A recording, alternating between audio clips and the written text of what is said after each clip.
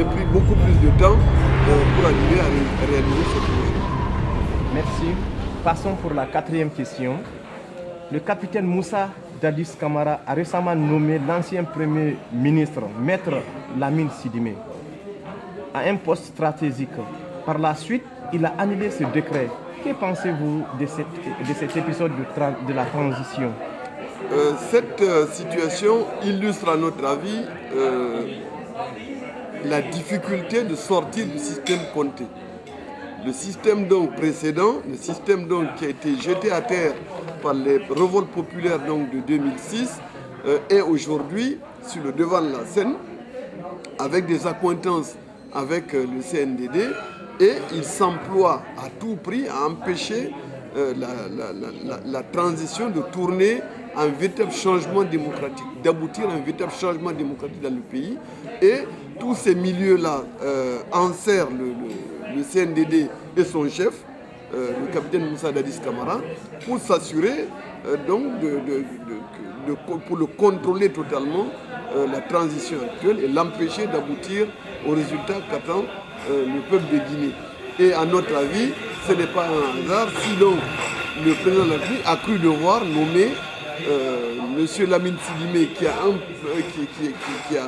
un personnage tristement célèbre pour son comportement aux affaires, sa corruption, sa soumission totale au général Lansana Conté, et qui a fait énormément de mal au pays, qui se retrouve donc à un poste stratégique spécialement créé pour lui pratiquement, qu'on a appelé Conseil national d'orientation politique et économique, et par décret.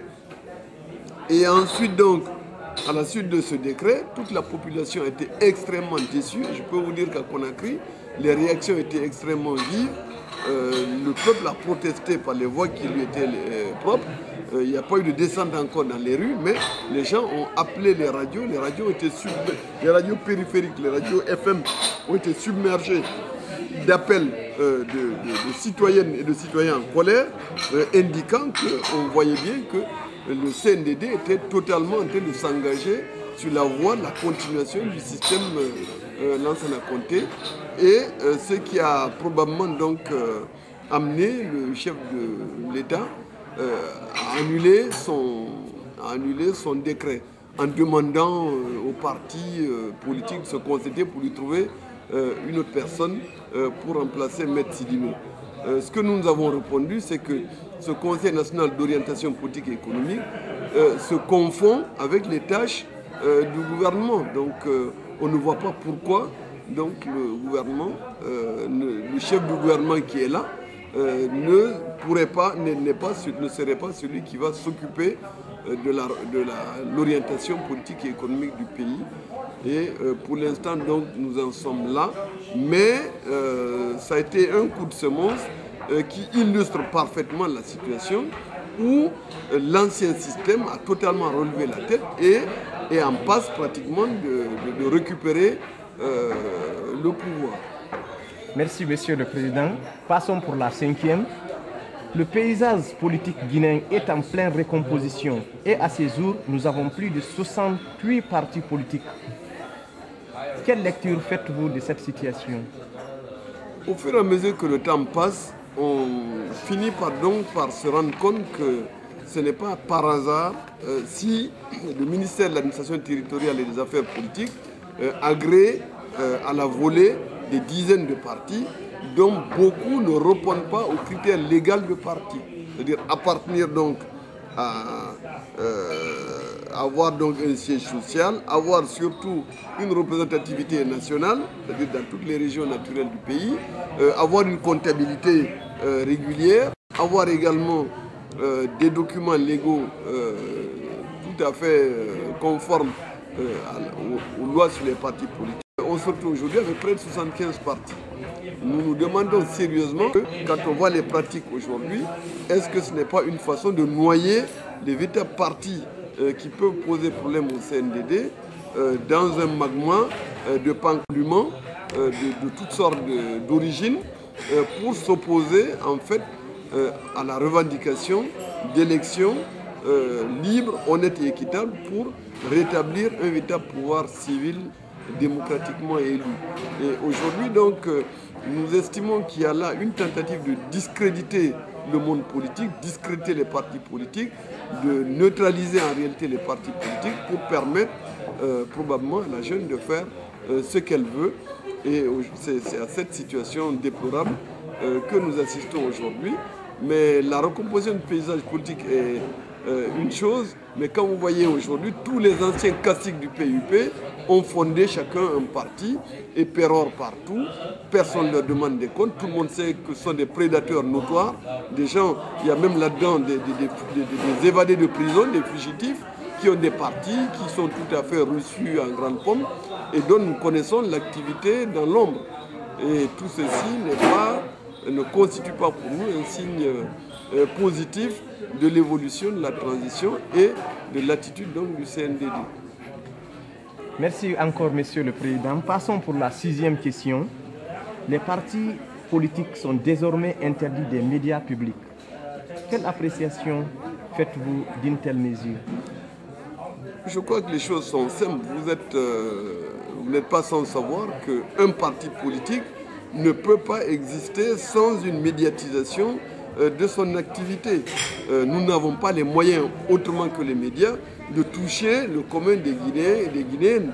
Et cela veut dire donc c'est une tentative de museler totalement les partis politiques, comme j'ai eu à le dire ailleurs, et d'empêcher donc que ces partis politiques ne posent des problèmes au CNDD.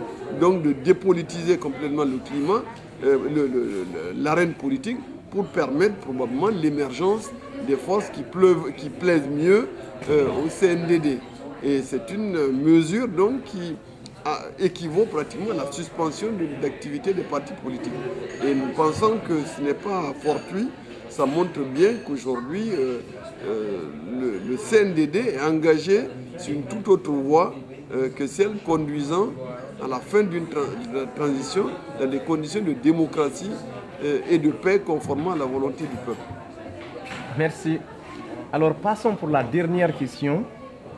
Elle est la question 7. Quelle est la situation sociale actuellement en Guinée? C'est une question très importante. Bien entendu, ce que nous disons, c'est que normalement, le CNDD, qui a le pouvoir exécutif en main, a le devoir de s'occuper des conditions de vie de la population. Il n'y a pas, la transition n'est pas contraire du tout aux actions qui peuvent être et qui doivent être prises par le gouvernement, par le pouvoir exécutif, pour arriver à soulager les souffrances de la population. Il y a eu quelques actions, telles que des forages dans les quartiers. Nous ne pensons pas que ça résout durablement le problème de l'eau, mais bon, nous n'avons pas dit que c'est une mauvaise action, mais c'est totalement insuffisant. Et aujourd'hui, nous devons dire que le pays ne travaille pas. On n'a pas le sentiment que le pays travaille. Le pays n'a de chantier aujourd'hui que la réfection des camps militaires. Il n'y a pas d'autre chantier. Sérieusement, donc, aujourd'hui, le courant électrique manque encore plus qu'avant. À Conakry, vous pouvez rester 3 ou 4 jours dans certains quartiers sans voir une seule fois le courant. L'eau, on n'en parle plus. L'eau courante, on en a fait son deuil. Et les conditions d'existence de la population sont extrêmement difficiles et s'aggravent de jour en jour. Et tout ceci est en train de tourner à la grogne sociale. Vous avez vu les personnels donc, de la santé qui ont menacé de se remettre en grève, le personnel de l'enseignement qui ont menacé de se mettre en grève. Et face à tout ceci, on se rend compte que les méthodes pour arriver à juguler la colère des populations, la grogne sociale, est la même que sous le général Lansana Conté, c'est-à-dire que ça consiste pratiquement à soudoyer des dirigeants sociaux pour casser les mouvements revendicatifs. On a vu aujourd'hui la grogne dans la justice guinéenne qui s'est mise en grève également. Donc il y a un mécontentement social qui est là. La population ne voit absolument aucune perspective d'amélioration de ces conditions avec un système comme celui-là. Et pire, il y a des pratiques